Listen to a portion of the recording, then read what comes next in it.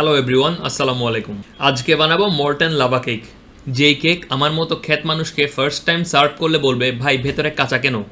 কাঁচা কারণ ডিজাইনাররা ভুল করলে স্টাইল, শেফরা ভুল করলে নিউ রেসিপি, আমি ভুল করলে আন্ডারবেক কেক, আর 1980 সালে জ্যাক তোরেস ভুল করে নতুন ধরনের কেকেরই জন্ম দিয়ে দিল।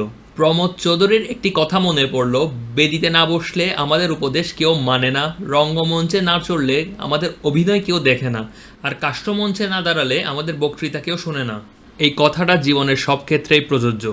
এই কথাটি বলার কারণ, আমরা যদি প্রতিষ্ঠিত হতে না পারি তাহলে আমাদের ভুলগুলো নিছক ভুলই থেকে যায়, আর প্রতিষ্ঠিত হলে ভুলগুলো হয়ে যায় শিল্প। আর আমার আম্মু যদি কিছু ভুল করে তাহলে দোষ হয় আমার। যাই হোক, লাভা কেক বানানো একটু টেকনিক্যাল বাট কঠিন কিছু না। প্রথমে আমরা চকলেট মেল্ট করে নিব। একটা হিট প্রুফ বাটিতে 60 গ্রামের মতো চকলেট নিব। এর সাথে অ্যাড করব 20 গ্রাম বাটার। জাস্ট এস্টিমেট করে নিলেই হয়। চকলেট আর বাটার বেশি হলে ফ্লেভার ভালো হবে। এটা তো রকেট সায়েন্স না যে একজ্যাক্ট পরিমাণেই দিতে হবে। চকলেটকে মেল্ট করার জন্য ডাবল বয়লার পদ্ধতি ইউজ করব, অর্থাৎ একটি প্যানে পানি সিদ্ধ করে তারপর বাটি দিয়ে চকলেট মেল্ট করতে হবে। এর কারণ চকলেটে ময়েশ্চারের পরিমাণ যেন ঠিক থাকে। মাইক্রোওয়েভ করেও মেল্ট করা যায়, বাট একটু রিস্কি, কারণ চকলেট পুড়ে যাওয়ার একটা রিস্ক থেকে যায়। চকলেট কিভাবে মেল্ট করবেন তা সম্পূর্ণ আপনার উপর ছেড়ে দিলাম। আপনি চাইলে সূর্যের তাপ দিয়েও মেল্ট করে নিতে পারেন।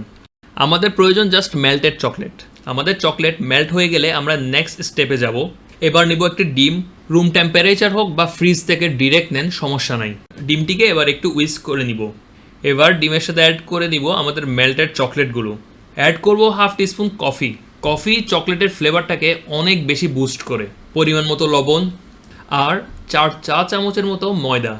যেহেতু চকলেটে চিনি আছে তাই চিনির ব্যাপারটা নিজের মতো অ্যাডজাস্ট করে নেবেন। এই সব ইনগ্রিডিয়েন্টসগুলো ভালো করে মিক্স করে দিলে আমাদের ব্যাটার ডান।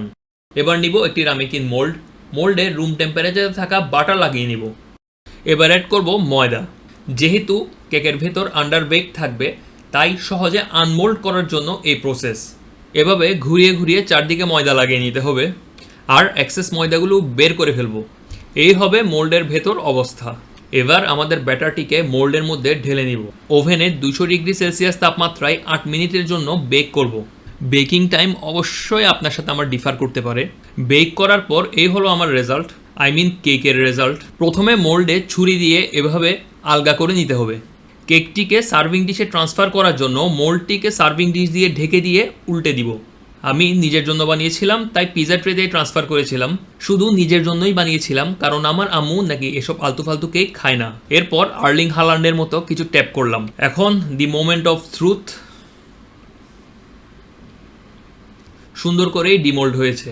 উপরে একটু আইসিং সুগার ডাস্ট করে দিয়েছিলাম। এই হলো ফাইনাল রেজাল্ট। যদিও শুরুতেই দেখিয়ে দিয়েছিলাম, তাও এতটুকু ভিডিও দেখার জন্য ধন্যবাদ। আল্লাহ হাফেজ।